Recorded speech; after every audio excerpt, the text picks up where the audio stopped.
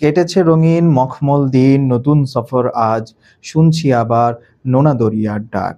ভাসে জোরোয়ার মৌজের শিরে সফেদ চাঁদির তাজ, পাহাড় বুলন্দ ঢেউ বয়ে আনে নোনা দরিয়ার ডাক।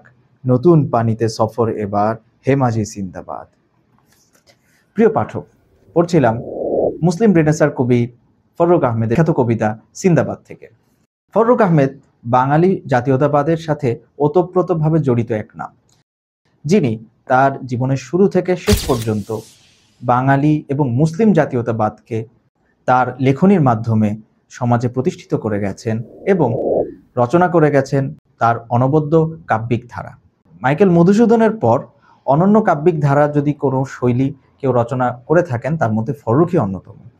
ফররুখের জীবনের বিখ্যাত সব কাব্যগ্রন্থ এবং ছড়া কবিতা নিয়ে সংকলিত হয়েছে শ্রেষ্ঠ ফররুখ নামের চমৎকার কাব্যিক সংকলন, যা সম্পাদনা করেছেন জাকির আবু জাফর এবং প্রকাশিত হয়েছে বাংলাদেশ কোঅপারেটিভ বুক সোসাইটি লিমিটেডের আন্তরিক সহায়তায়।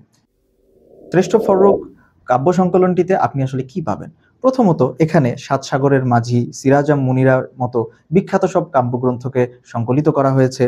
এর পাশাপাশি ঐতিহাসিক চরিত্র, নওফেল, হাতেম তাই নিয়ে যে সমস্ত কবিতা ফররুখ রচনা করেছিলেন, সেগুলো এখানে সংকলিত হয়েছে।